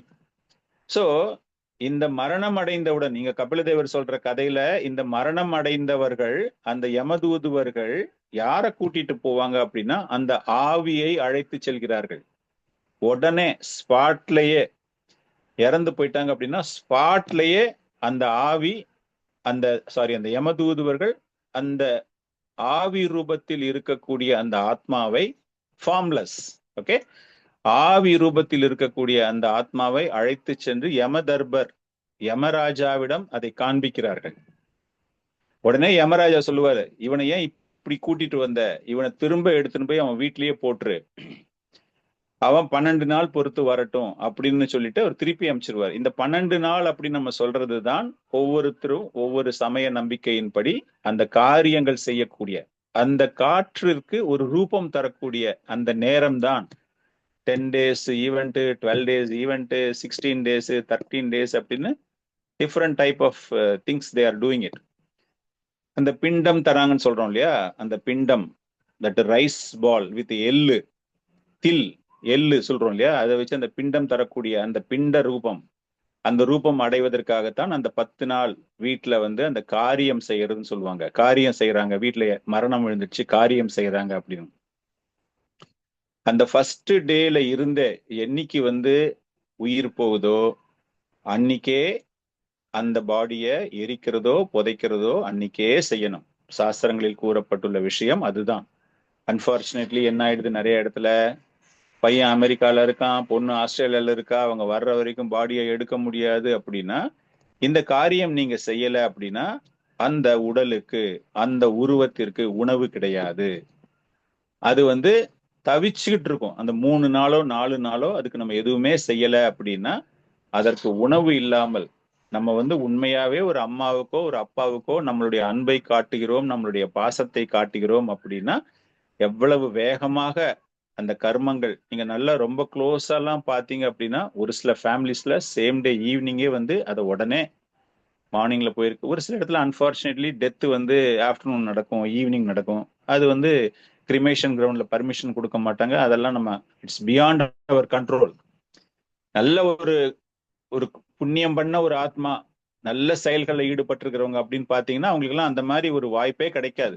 லேட் நைட்டு வந்து அவங்களை வீட்டுல வச்சுக்கிற மாதிரி, இல்லைன்னா ஐஸ் பாக்ஸ்ல வச்சுக்கிற மாதிரி அந்த மாதிரிலாம் கிடைக்கவே கிடைக்காது. ஸோ அந்த ஒரு நாள் without food, okay, it is like fasting அப்படின்னு நினைச்சுக்க வேண்டியதான். ஆனா அன்பார்ச்சுனேட்லி ஒரு சில இடங்கள்ல என்ன ஆயிடுது, 4 நாள் 5 நாள் 6 நாள் 7 நாள் பாடி வந்து ஹாஸ்பிட்டல்லே இருந்து எல்லாரும் வரணும் செய்யறதுக்கு அப்படின்னு. ஸோ இந்த ஒவ்வொரு நாளும் செய்யக்கூடிய மந்திரங்கள் மூலமாக இந்த 12 நாள் 13 நாள் அப்படின்னா அங்க என்ன நடக்குது ஆக்சுவலா அப்படின்னா, இந்த வாயு, இந்த ஆவிக்கு உருவம் தரப்படுகிறது. அந்த பிண்டம் கொடுக்கறதன் மூலமாக பிண்ட ரூபம் அதுக்கு கிடைக்கிறது மூலமாக ஒரு உருவம் கிடைக்கிறது. அந்த ஆவிக்கு வந்து it has to take a body, because அந்த ஜேர்னி, யமலோகத்துக்கு அந்த ஜேர்னி போகணும். Again I am telling you, இது ஒன்லி ஃபார் இம்பயஸ் ஆக்டிவிட்டீஸ்ல இருக்கிறவங்களுக்கு தான். கபில தேவர் இங்க கொடுக்கிற போதனை எல்லாமே இது போன்ற தீய செயலில் ஈடுபடுபவர்கள், காலத்தை மதிக்காமல் காலத்தை வீணடித்தவர்களுக்கு அவங்களுக்கு ஏற்படக்கூடிய மரணத்தினால் ஏற்படக்கூடிய விளைவுகளை பற்றி அவர் கூறுகிறார். சோ அந்த என்ன ஆகும் அப்படின்னா, அது பண்ணினா தான் அந்த உடம்பு கிடைக்கும். அந்த உடம்பு கிடைச்சா தான் டிராவல் பண்ண முடியும். அந்த டிராவலிங் இஸ் கம்பல்சரி. அந்த டிராவலிங்ல போகும்போது அந்த டிராவலிங் வந்து யமபுரி, யமலோகத்திற்கு அதனுடைய டிஸ்டன்ஸ் வந்து ராமாயணத்துல ஒரு டிஸ்டன்ஸ் போட்டிருக்காங்க, கருட புராணத்துல ஒரு டிஸ்டன்ஸ். நம்ம பாகவதம் பிரகாரம் இங்க கபில தேவர் என்ன சொல்றாரு அப்படின்னா 99,000 யோஜனைகள் தூரம். எந்த இடத்துல மரணம் ஏற்படுகிறதோ, பூலோகம் இல்லையா, நம்ம இருக்கிறது பூலோகம் இல்லையா, இந்த பூலோகத்துல இருந்து அந்த யமலோகம் அது போற தூரம் என்ன அப்படின்னா 99,000 யோஜனைகள். ஒரு யோஜனை அப்படிங்கிறது as per ராமாயணா, ஹனுமான் லங்கைக்கு சென்ற போது இத்தனை யோஜனை மைல்களை அவர் கடந்தார் அப்படின்னு பார்க்கும்போது அந்த இடத்துல அந்த யோஜனைகளுக்கு வந்து 13 கிலோமீட்டர். ஒரு யோஜனா இஸ் 13 கிலோமீட்டர்ஸ் அப்படின்னு போட்டிருக்கு. ஆனால் இங்கு வந்து கருட புராணத்தில் அந்த டிஸ்டன்ஸ் வந்து 86,000 யோஜனைகள். ஒரு யோஜனைகள் அப்படிங்கிறது 7 கிலோமீட்டர் அப்படின்னு. ஓகே, அதை பத்தி நம்மளுக்கு எது கரெக்ட் எது தப்புன்னு நம்ம இங்க ஆர்கியூ பண்ணல. But it is quite a distance. இது எதுக்காக நம்ம சொல்ல வரோம் அப்படின்னா, இவ்வளவு பெரிய தூரத்தை அவர்கள் கடக்க வேண்டும். சோ இந்த கேள்விகள் எல்லாமே, இந்த மரணம் என்ன ஏற்படுது, எப்படி ஏற்படுது, யாரு பண்றா, என்ன பண்றா அப்படிங்கிறது கருட புராணத்தில் கூறப்பட்டிருக்கிறது. அப்படின்னா இந்த கருட புராணத்தை தொகுத்தவர் 18 புராணங்களில் இதுவும் ஒரு முக்கியமான ஒரு புராணமாக பார்க்கப்படுகிறது. வியாசதேவரால் தொகுக்கப்பட்டது இந்த கருட புராணம். இந்த கருட புராணம் யாருக்கு நடைபெற்றது என்றால் நாராயணனுக்கும் கருடனுக்கும் நடைபெற்றது. கருடன் யாரு? நாராயணனுடைய வாகனம் இல்லையா, பகவானினுடைய வாகனம். அவருக்கும் இவங்க 2 பேருக்கும் நடக்கிற டிஸ்கஷன். கருடன் நிறைய கேள்விகள் கேட்கிறாரு, எல்லாமே சம்பாஷணைகள் தான். எப்படி அர்ஜுனனுக்கு வந்து போதனை தரப்படுகிறது, பல்வேறு சம்பாஷணைகள் பாகவத்துல பாக்குறோம், அந்த மாதிரி இந்த இடத்துல கருடனுக்கும் பகவானுக்கும் நடைபெற்ற ஒரு சம்பாஷணை. இவர் நிறைய கேள்விகள் கேட்கிறாரு, பகவான் அது எல்லாத்துக்கும் பதில் சொல்லிக்கிட்டே வர்றாரு. இதையெல்லாம் தொகுத்து வழங்கி கருட புராணமாக வியாசதேவர் கொடுக்கப்பட்டிருக்கிறது. சோ இந்த 12 நாள் 13 நாள் பார்க்கும் பொழுது ஒவ்வொன்றா பண்ணிக்கிட்டே வராங்க. 13 நாள் பண்ணி முடிக்கிறாங்க. எல்லாம் முடிக்கும் பொழுதுட்டு ஃபர்ஸ்ட் என்ன ஆகும் அப்படின்னா, வைவஸ்வத பட்டணம் அப்படிங்கிற ஒரு இடத்துக்கு அது அந்த புது உருவம் போகும். அந்த புது உருவம் எப்படின்னா, ஒரு தம்பு நம்மளுடைய கட்ட விரல் சைஸ்ல இருக்கும் அப்படிங்கிறது பாகவதத்துல ஒரு குறிப்பு. அந்த உடல் போகும்பொழுது வைவஸ்வத பட்டணம். இது எல்லாமே திரும்பவும் சொல்றேன், பாவம் செய்தவர்கள் பயணிக்கக்கூடிய வழி. இதே வழியில தான் புண்ணியம் செஞ்சவங்களும் பயணிப்பார்கள். Other than Vaishnavas. வைஷ்ணவாஸுடைய டிராவல் இஸ் டோட்டலி டிஃப்ரெண்ட். புண்ணியம் செஞ்சவங்களுக்கும் இதே ரூட்டு தான். மெட்ராஸ்ல இருந்து காஷ்மீர் போறதுக்கு ரெண்டும் ஒரே ரூட்டு தான். ஃபிளைட்ல போனா எப்படி இருக்கும், மாட்டு வண்டியில போனா எப்படி இருக்கும், தட் இஸ் அ டிஃபரன்ஸ். இந்த வைவஸ்வத பட்டணம் போகும்போது இந்த பாவம் செய்தவர்களை இந்த யமதூதர்கள் அழைத்து செல்லும் போது அவங்களுக்கு எப்படி இருக்குன்னா ரொம்ப பயமா இருக்கும். அந்த யமதூதர்களை பார்க்கும் பொழுதே, அந்த ரூபத்தை பார்க்கும் பொழுதே அவர்களுக்கு அவ்வளவு ஒரு பயம். அந்த வைவஸ்வத பட்டணத்துக்கு போகும்போது அங்க வந்து கொதிக்க கொதிக்க கொதிக்க தண்ணி, அவங்களால குடிக்க கூட முடியாத அளவிற்கு தண்ணி சூடு. அந்த மாதிரி ஒரு இடத்துல 30வது நாள் காரியம். ஒவ்வொரு மாசமும் ஊன மாசிகம் அப்படிம்பாங்க. ஒவ்வொரு மாசமும் நம்ம செஞ்சுக்கிட்டே வரணும். அதுதான் முறை. உண்மையாகவே அவர் பாவம் பண்ணியிருக்காரோ புண்ணியம் பண்ணியிருக்காரோ, அந்த மகனுக்கு உண்மையான ஒரு கடமை என்ன அப்படின்னா, அந்த பெற்றோர்களுக்கு அந்த காரியத்தை தவறில்லாமல் செய்யும் பொழுதுதான் அந்த பிரயாணம், அந்த யமலோகத்தை நோக்கி செல்லக்கூடிய பிரயாணம் அவர்களுக்கு சிறப்பாக அமையும். ஸோ இதெல்லாமே கபிலதேவர் வந்து கொஞ்சம் ஷார்ட்டா இந்த சாப்டர்ல பாத்தீங்கன்னா ரொம்ப ஷார்ட்டா இருக்கும். ஹவு த டிராவல், எப்படி அவங்களுடைய பிரயாணம் எல்லாமே இருக்குன்னு சொல்லிட்டு. பட் நான் வந்து கருட புராணத்துல இருக்கிறத கொஞ்சம் உங்களுக்கு சொல்றேன். நான் இதனுடைய சீரியஸ்னஸ் எல்லாருமே புரிஞ்சுக்கணும். நம்ம வந்து வாழ்க்கையை வீணடிக்காமல் எப்படி புண்ணியம் செய்ய வேண்டும். இது நமக்காக சொல்ல, நமக்கு தெரிஞ்சவர்கள், நம்மளுடைய உறவினர்கள், ஒரு சில பேர் வந்து நமக்கு தெரிஞ்ச நம்ம கண்ணு முன்னாடியே ஒரு சில தவறான செயல்களில் ஈடுபடுபவர்களாக இருப்பார்கள், பக்தி இல்லாமல் இருப்பார்கள், கடவுள் மீது நம்பிக்கை இல்லாமல் இருப்பார்கள். அவங்களுக்கெல்லாம் இதை எடுத்து சொல்லணும். இந்த மாதிரிலாம் புராணங்கள் இருக்கு, நாங்க படிச்சிருக்கோம், நாங்க எல்லாமே தெரியும் எங்களுக்கு, எங்களுடைய ஆச்சாரியர்கள் சொல்லியிருக்காங்க, பாகவத்துல மென்ஷன் இப்படிலாம் பண்ணிருக்கு அப்படின்னு அவங்களுக்கு கொஞ்சம் முடிஞ்ச வழக்கு ஒரு தர்ம காரியம் செய்வதற்கு அவங்க வந்து டைரக்டா சாண்டிங் பண்ண வராங்களாங்கிறது நமக்கு தெரியாது. அட்லீஸ்ட் ஒரு தர்ம காரியத்துல வந்துட்டு அவங்களுக்கு வந்து ஒரு மாற்று உடல் அடுத்த ஜென்மத்துல கிடைக்கும் போது அட்லீஸ்ட் பக்தி பாதையில் வருவதற்கு அதுவும் நம்மளால் முடிஞ்ச ஒரு உதவிதான். சோ இந்த வைவஸ்வத பட்டணத்துல வரும்போது அங்க என்ன இருக்கும் அப்படின்னா, அந்த மாதிரி ஒரு சூடு தண்ணி, அந்த தண்ணி எல்லாமே அப்படித்தான் குடிக்கணும். அந்த பாவம் பண்ணவங்க, அவங்களுக்கு வேற வழி கிடையாது. இந்த யமதூதர்கள் அவங்களை வந்து டார்ச்சர் பண்ணுவாங்க, பார்க்கறதுக்கு ரொம்ப பயங்கரமாக இருப்பாங்க. அப்படி இருக்கும்போது 30வது நாள் அவங்க அடையக்கூடிய ஒரு இடத்தின் பெயர் யாமியம் அப்படிங்கிற ஒரு ஊருக்கு போவாங்க. இது வந்து ஒரு பிரயாணம். எந்த இடத்துல இருந்து அந்த யமலோகத்துக்கு போற அந்த பிரயாணத்துல அந்த இடத்துல என்னெல்லாம் இருக்கும் அப்படின்னா, எல்லா பிரேத கூட்டங்கள், பல்வேறு இடங்களில் மரணம் நடக்குது இல்லையா, அந்த பல்வேறு இடங்கள்ல இருந்து வர்ற எல்லா பிரேத கூட்டங்களும் அங்க வந்து ஒன்னோட ஒண்ணு பார்த்துக்கிட்டு இருக்கு. சோ இந்த மாதிரி ஒவ்வொரு மாதமும் இவர்கள் செய்யும் பொழுது, இந்த வீட்டுல வந்து காரியம் பண்ணும்போது மாசம் மாசம் ஒண்ணு செய்யறாங்க. இப்ப அது கூட யாரும் பண்றதே கிடையாது. நிறைய இடங்கள்ல என்ன ஆயிடுதுன்னா, ஃபர்ஸ்ட் டே டெத் ஆன உடனே சுடுகாட்டுக்கோ எங்கேயோ போய் பண்றாங்க, அதோட ஸ்டாப் பண்ணிடுறாங்க, அவ்வளவுதான். அதுக்கப்புறமா இயர்லி ஒன்ஸ் தான். இந்த மாதிரி பண்ணாத பிரேதங்கள், பண்ணாத உங்களுக்கு யாருக்கெல்லாம் உடல் போதோ அவங்க எல்லாமே 100% இந்த புராணங்கள்ல சொன்ன மாதிரி அவர்கள் வழியில கண்டிப்பாக கஷ்டப்பட வேண்டும். அந்த ஆத்மாவானது நிச்சயமாக அந்த புது ரூபத்தை எடுத்திருக்கிற அந்த ஆத்மா நிச்சயமாக திண்டாட வேண்டும். சோ ஒவ்வொரு இடத்துக்கும் அது போகும் பொழுதும் அந்த மாசம் மாசம் கரெக்டா பண்றாங்க. அப்படிங்கும்போது அந்த யமதூதுவர்கள் அவங்க என்ன பண்ணுவாங்கன்னா, இன்னைக்கு உங்க பையன் உன்னுடைய ஞாபகார்த்தமா உனக்கு வந்து ஊனமாசிகம் மாசிகம் பண்ணியிருக்கான், இந்தா உணவு அப்படின்னு சொல்லிட்டு அந்த உடலுக்கு ஏற்ற உணவாக எள்ளையும் நீரையும் கொடுப்பார்கள். அந்த பிரயாணம் வந்து களைப்பின்றி போற மாதிரி அவர்களுக்கு வந்து அந்த பிரயாணம் அமையும். ஒருவேளை இவன் பண்ணல அப்படின்னா அங்க இருக்கிற பெற்றோர்கள், அதாவது எந்த உயிர் போயிருக்கோ, அது தகப்பனோ அல்லது தாயோ, அவர்கள் எந்த சாபமும் கொடுக்க மாட்டார்கள். என்னதான் இருந்தாலும் பையன் எவ்வளவு பெரிய தவறு பண்ணியிருந்தாலும் அவர்களுக்கு வந்து அந்த கருணை. பித்ருதோஷம் அப்படின்னு வருது இல்ல, அந்த பித்ருதோஷம் யாரு கொடுக்குறாங்க அப்படின்னா அந்த யமதூதுவர்கள், அந்த தேவர்கள். அவங்க வந்து அந்த 1 மாசம் பீரியட், 2வது மாசம் பீரியட் உனக்கு வந்து உணவு வழங்கல, உனக்காக கீழே வந்து அந்த ஊனமாசிகம் பண்ணல அப்படின்ட்டு அவங்க சாபம் கொடுப்பாங்களாம். நீ பண்ணல, உன்னுடைய தாய்க்கும் தந்தைக்கும் உன்னுடைய கர்மாவை நீ பண்ணவில்லை அப்படின்னு சொல்லிட்டு அவர்களுக்கு சாபம் கொடுக்கப்படும். சோ இந்த மாதிரி ஒவ்வொரு மாசமும் அவங்க வந்து பல்வேறு இடங்கள், யாமியம் அப்படின்னு ஒரு இடம், 2வது மாசம் அவ்யமியம் அப்படின்னு ஒண்ணு, அப்புறமா சௌரி அப்படின்னு ஒரு இடம், குரூரபுரம் அப்படின்னு, கிரௌஞ்சம் அப்படின்னு, இந்த மாதிரி ஒவ்வொரு டவுனா போவாங்க. ஒவ்வொரு இடமாக மாறிக்கொண்டு போகும்போது ஒவ்வொரு மந்த்துக்கும் அந்த இடத்துக்கு போய் சேருவாங்க அவங்க. அதுதான் அந்த ஒவ்வொரு மந்த்லயும் வந்து நம்ம அந்த பிண்ட தானம் வருவது. மாட்டுக்கு வந்து சாதம் உருண்டையா வச்சு எள்ளு போட்டு கொடுப்பாங்க பாத்தீங்களா, பிண்டம் அப்படின்னு. அதுதான் ஆக்சுவலாக அந்த உணவு.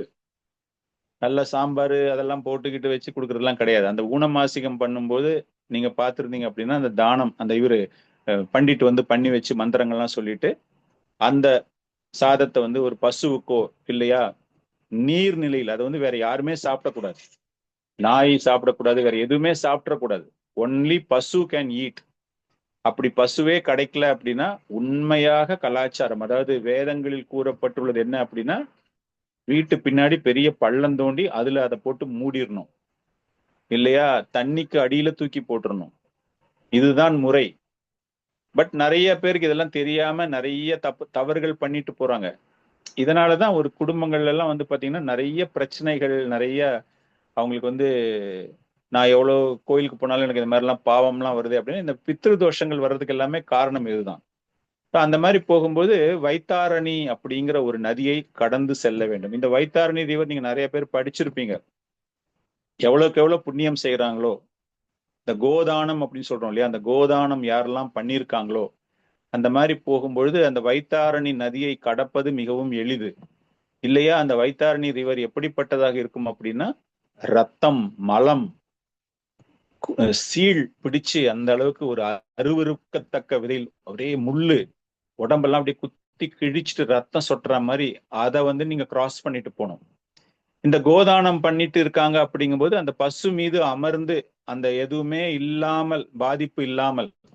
ஸோ இந்த கோதானம் அப்படிங்கும்போது நம்ம உயிரோடு இருக்கும் போதே பண்ணிக்கலாம். அப்படி இல்லைன்னா இந்த மாதிரி காரியம் பண்ணும்பொழுது பண்ணக்கூடியவர்கள் உங்களுக்கு அந்த கர்த்தாக்கள் யாரு பண்றாங்களோ அவங்க அந்த 6வது மாசம் கரெக்டா பண்ணணும். ஸோ இந்த கோதானம், இந்த வைத்தாரணி ரிவரை கிராஸ் பண்ணிட்டு போனோன்னு விசித்ரா அப்படிங்கிற ஒரு நகரம். இந்த விசித்ரா நகரம் அப்படிங்கிறது யாரு அப்படின்னா யமராஜனுடைய இளைய சகோதரன் விசித்திரன். இங்க யாரெல்லாம் பக்தியில இல்லாம நிறைய பணங்காசு இருந்து யாரெல்லாம் தான தர்மங்கள் பண்ணாமல், நம்ம நிறைய பேர் நீங்க டொனேஷன் பண்ணுங்க, பிரசாதமா வாங்கி கொடுங்க, உங்களால முடிஞ்சது எல்லாமே கொடுங்க அப்படின்னு நிறைய நம்ம சொல்றோம் இல்லையா. அதெல்லாம் கூட பண்ணாம ஒரு சில பேர் பௌதீகவாதிகள். அதனாலதான் இந்த பௌதீகவாதிகளை பத்தி பேசுறாதீங்க. இந்த மாதிரி பௌதீகவாதிகள்லாம் இருந்துட்டு பண்ணாம இருக்காங்க அப்படின்னா இந்த இடத்துல அவங்களுக்கு அந்த அளவிற்கு ஒரு வறட்சியான நிலையில தண்ணி குடிக்க முடியாம, தண்ணியே குடிக்க முடியலையே அப்படின்னு சொல்லிட்டு அவ்வளவு அவஸ்தைப்படுமா அந்த ஆத்மா. அதனால்தான் ஒரு பர்டிகுலர் தானத்தை பற்றி பேசுகிறார்கள். ஊத கும்ப தானா. ஊத கும்ப தானம்னா இன்னைக்கு நிறைய அரசியல்வாதிகள்லாம் பாத்தீங்கன்னா அவங்களுக்கு இந்த விஷயம் தெரியுமானே தெரியாது. ஆனா சம்மர்ல தான் செய்யணும் இந்த தானம். இந்த தானம் எப்படின்னா, சம்மர்ல வழிப்போக்கர்களுக்கு நீர் தர வேண்டும். அந்த நீர் எப்படி தர வேண்டும் என்றால் ஒரு பானையிலேயோ அல்லது ஒரு செப்பு பாத்திரத்திலேயோ தர வேண்டும். ஓகே, அது அவங்க பண்றது இல்லை. நிறைய இடங்கள்ல பாத்தீங்க அப்படின்னா தண்ணீர் பந்தல் அப்படின்னு சொல்லிட்டு நீர்மோர் தரோம், தண்ணி தரோம் அப்படிங்கிறாங்களா அரசியல்வாதி. அதை யாரு நடத்துறாங்களோ நிச்சயமாக அவர்களுக்கு அந்த புண்ணியம். இந்த ஒரு இடத்தை கடக்கும் பொழுது நீங்க வாழ்க்கையில ஒரு தர்மமும் ஒரு தானமும் பண்ணல, ஆனா இந்த சம்மர்ல நீங்க கரெக்டா this can be done only during summer டைம்ல அந்த வெயிலுக்கு நீங்க கொடுக்குறீங்க அப்படின்னா அந்த ஒரு இடத்துக்கு அந்த ஜீவன் செல்லும் பொழுது, அந்த ஆத்மா செல்லும் பொழுது அவர்களுக்கு அங்கு நீர் வழங்கப்படும். இதெல்லாம் எதுவுமே பண்ணாம நம்பிக்கையே இல்லாம அப்படி போனாங்கன்னா அவங்களுக்கு திண்டாட்டம். அந்த பிரயாணம் நமக்கு 12 மாசம், பட் அவங்களுக்கு இது கிட்டத்தட்ட 2 க்ஷணமோ என்னமோ தான் டைம் போட்டிருக்கு அதுல. அந்த டிராவல் டைம், அந்த டிராவல் டைம்ல they will suffer like anything. அந்த அளவுக்கு அவங்க கஷ்டப்படுவாங்க. அது போல 8வது மாசம் பக்குவ பதம் அப்படின்னு ஒரு இடம், துக்கதாம் அப்படிங்கிறது 9வது மாசம், ஆதத்தம் அப்படிங்கிறது 10வது மாசம். அந்த மாதிரி ஒவ்வொரு இடமாக போயிட்டு கடைசியாக வைவஸ்வதபுரி அப்படிங்கிற ஒரு இடத்துக்கு போய் சேரும் அந்த ஆத்மா. இந்த இடத்துல அவர்களை வரவேற்பது யார் என்றால் ஸ்ரவணர்கள், 12 ஸ்ரவணர்கள். இந்த 12 ஸ்ரவணர்கள் யாரு அப்படின்னா சித்திரகுப்தனுடைய உதவியாளர்கள். Chitragupta is secretary to Yamraj. இவருக்கு 12 செக்ரட்டரிஸ் இந்த ஸ்ரவணர்கள். இந்த ஸ்ரவணர்கள் நீங்க இந்த டியூரிங் திஸ் 12 month பீரியடு நீங்க எல்லா விதமான காரியங்களும் கரெக்டா நீங்க பண்ணியிருந்தீங்க இல்லையா.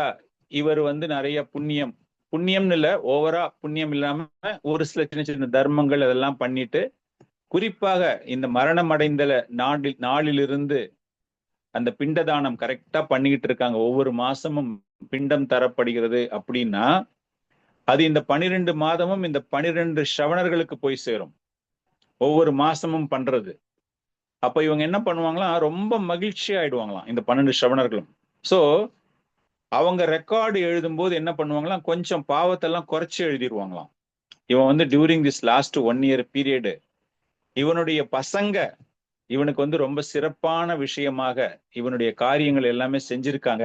அதற்கு நாம் பலன் அளிக்கும் வகையில் இவர்களுக்கு ஏதேனும் செய்ய வேண்டும் அப்படின்னு சொல்லிட்டு அந்த புக்ல கொஞ்சம் குறைச்சி எழுதிடுவாங்களாம். இவன் செஞ்ச குற்றத்தெல்லாம் குறைச்சிட்டு, அதுக்குன்னு பெரிய பெரிய பாவம் செஞ்சிருந்தா அதெல்லாம் குறைக்க மாட்டாங்க. ஒரு சிலதெல்லாம் பண்ணிட்டு அதுக்கப்புறமா consolidated report will be given to Chitragupta. Chitragupta பார்த்த உடனே படிச்சு பார்த்துட்டு அவர் என்ன பண்ணுவாராம், எடுத்துட்டு போயிட்டு யமராஜாவுக்கு எடுத்துமே கொடுப்பாங்களாம். அதன் பிறகு யமராஜா தீர்ப்பை அவர் தான் வழங்குவார். கோர்ட்ல கேஸ் நடந்துகிட்டே இருக்கும் இல்லையா, 2 வக்கீல்கள் வாதாடுவாங்க. கடைசியாக ஜட்ஜ்மெண்ட் எல்லாத்தையுமே கேட்டுட்டு நீதிபதி இதுதான் தண்டனைன்னு எழுதுறாரு இல்லையா, அந்த மாதிரி இவர் எல்லாமே படிச்சு பார்த்துட்டு சித்திரகுப்தன் எல்லாமே படிச்சு முடிச்ச உடனே அதன் பிறகு அவர் தண்டனையை வழங்குகிறார்.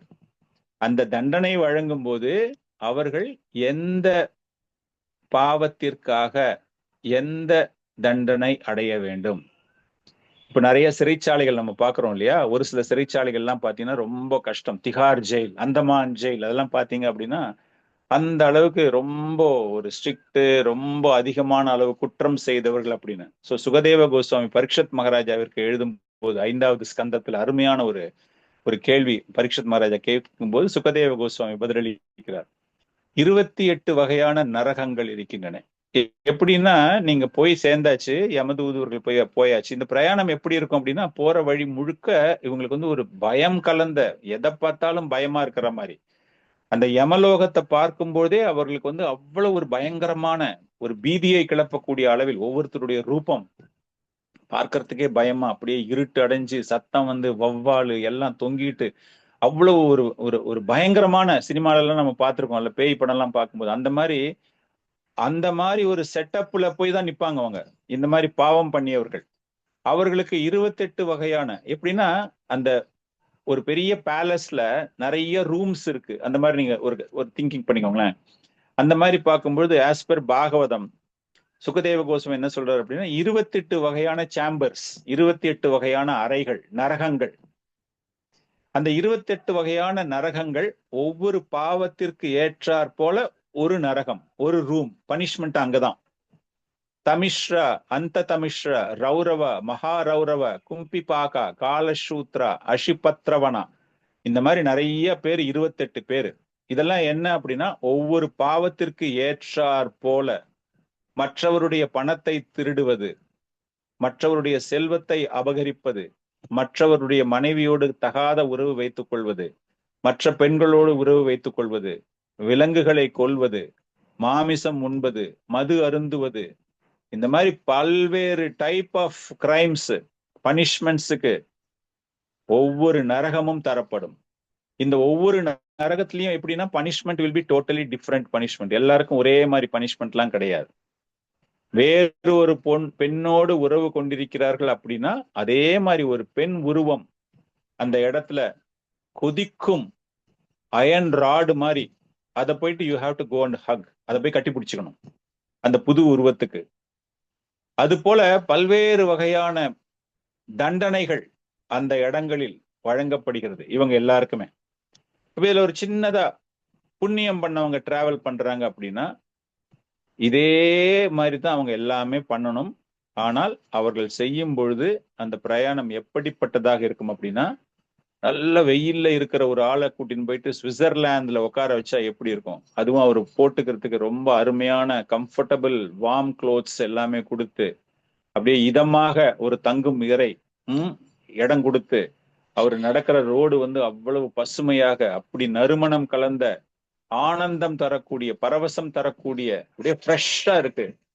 எனக்கு மூடே அப்படியே ரெஜுவனேட்டட். எனக்கு வந்து டிப்ரெஷன்லாம் எதுவுமே இல்லை. திடீர்னு எனக்கு வெளியே வந்து இயற்கை காற்றை ரசிச்ச உடனே என்னுடைய மனசெல்லாமே அப்படியே அலைப்பாயுதுன்னு சொல்லுவாங்க இல்லையா, அந்த மாதிரி அவ்வளவு இனிமையான ஒரு பிரயாணமாக இருக்கும். அதே போல அவங்க வந்து கிட்ட அந்த பேலஸுக்கு போயிட்டு அங்க அந்த புண்ணியம் பண்ணவர்கள் வந்து அந்த பேலஸை பார்க்கும்போதே அவ்வளவு சந்தோஷமாக இருக்கும். அப்படியே fully decorated with lot of lights, lot of flowers, அங்கங்க பாத்தீங்கன்னா அப்படியே மியூசிக், அவ்வளவு ஆனந்தமாக இனிமையாக அவர்களுக்கு வந்து அந்த பேலஸ் அப்படி தெரியும். அவங்கள வந்து நார்த் டைரக்ஷன், சவுத் டைரக்ஷன் அப்படின்னு 2 டைரக்ஷன், பாவம் செஞ்சவங்களுக்கு புண்ணியம் செஞ்சவங்களுக்கு அப்படின்னு. So they will be sent directly to Swargaloka. அந்த மாதிரி இது ஜஸ்ட் நான் உங்களுக்கு வந்து ஒரு இதை பத்தி கபில தேவர் இந்த இடத்துல பேசல அவரு, பட் ஓவராலா how in Garuda Purana it says, புண்ணியம் பண்ணவங்க வேர் தே வில் கோ அப்படின்னு. Both up to that point 2 பேருக்கும் ஒண்ணுதான். ஆனால் அவர்கள் அனுபவிக்கும் முறை, அவங்க வந்து எப்படி அனுபவிப்பாங்க அப்படின்னு சொல்லிட்டு. ஸோ இந்த மாதிரி இந்த பாவம் செஞ்சவங்க அந்த அறைக்கு சென்று அந்த பனிஷ்மெண்ட் சேம்பர்ஸ்க்கு அவங்க போயிட்டு பல்வேறு வகையான வகையில் அவர்களுக்கு தண்டனை வழங்கப்படுகிறது. ஒரு விஷயம் இதைத்தான் அவர் வந்து எழுதுறாரு. அவர் எப்படி எழுதுறாரு அப்படின்னா, இவங்க எல்லாம் எப்படி இந்த பாவம் பண்ணிட்டு அவர்களுடைய பிரயாணம் எப்படி இருக்கிறது அப்படிங்கிற ஒரு விஷயம் எல்லாமே சொல்லப்படுகிறது. சோ அந்த ஸ்ரார்தா ஒரு புத்திரனுடைய கர்மை, பூத்ராயத்தே, புத்திரன் அப்படின்னு வந்து பூத்ராயத்தே, one who releases them from the hellish condition. அந்த நரக வாழ்க்கையிலிருந்து ஒருவனை மீட்டு எடுப்பது. ஸ்ரார்த்தம் மொத்தம் பண்ணல, இந்த மாதிரி பண்ணல அப்படின்னா அவர்கள் பேயாகவோ அல்லது பிசாசாகவோ தான் சுற்றி கொண்டிருப்பார்கள். ஆணாக இருந்தால் பேய், பெண்ணாக இருந்தால் பிசாசு, அந்த ரூபத்துக்கு பெயர். அந்த மாதிரி அவங்க தெரிஞ்சுக்கிட்டு தான் இருப்பாங்க. அதனால அந்த ஸ்ரார்த்தம் அப்படிங்கிறது ரொம்ப ரொம்ப முக்கியம். அதை பண்ணுனா இந்த மாதிரி பிரயாணங்களில் இருந்து கொஞ்சம் தவிர்க்கலாம். அந்த டியூரிங் தட் பீரியட் அவங்க வாழ்க்கை நடந்து கொண்டிருக்கும் போது ஏதாச்சும் ஒரு சில புண்ணிய காரியங்கள் பண்ணாங்க அப்படின்னா அவங்களுக்கு இந்த மாதிரிலாம் ஒரு சில நல்லதெல்லாம் நடக்கும். இது அந்த குடும்பத்தில் உள்ள அங்கத்தினர்கள் அவங்க எல்லாமே பார்த்துட்டு எல்லாருக்குமே மரணம் அப்படிங்கிறது வரப்போகுது இல்லையா? அதனால செல்வத்தின் மீது அதிக கவனம் செலுத்தாமல், பின்னாடி வந்து சொல்றாரு கபிலதேவர் பின்னாடி சொல்லும்போது, செல்வத்தின் மீது அதிக அளவில் நாட்டம் செலுத்தாமல் காலத்திற்கு மரியாதை அளித்து தன்னுடைய குடும்பத்தை நல்லபடியா வளர்க்கணும், நல்லபடியா செய்யணும். இந்த மாதிரி ஒரு பிரயாணங்களில் இருந்துலாம் அவங்க எந்த விதமான கஷ்டங்களும் இல்லாமல் அவங்க பிரயாணம் செய்யணும் அப்படின்னா ஹவு டியூரிங் தட் பீரியட் அவங்க ஒரு சில தர்ம காரியங்கள்லாம் பண்ணணும் அப்படிங்கிற விஷயம்லாம் அங்க கூறப்பட்டிருக்கிறது. அதன் பிறகு கபிலதேவர் இது போன்ற தண்டனைகள் கொடுத்த பிறகு அவர்களுக்கு என்ன நடக்க போகும். இப்போ வந்து நம்ம பார்த்தது எல்லாமே யாரு? தவறு செய்தவர்கள், அதிக அளவில் பாவம் செய்தவர்கள், அவர்களை பற்றி பேசி இருக்கிறார் பகவான் இங்க. இவங்க எல்லாருமே வந்து இப்ப யமலோகம் போயாச்சு, எல்லாரும் அவங்களுக்கு ஏற்ற தண்டனையை அனுபவித்துக் கொண்டிருக்கிறார்கள். அதன் பிறகு என்ன நடக்க போகுது அப்படிங்கிற விஷயம், எப்படி இவர்களுக்கு வேறு ஒரு உருவம் கிடைக்க போகுது அப்படிங்கறத நெக்ஸ்ட் சாப்டர்ல நம்ம நெக்ஸ்ட் செஷன்ல பார்க்கலாம். ஸோ இதோட இன்னைக்கு class we are stopping with that. Hare Krishna. ஏதாவது டவுட்ஸ் இருந்ததுன்னா கேளுங்க.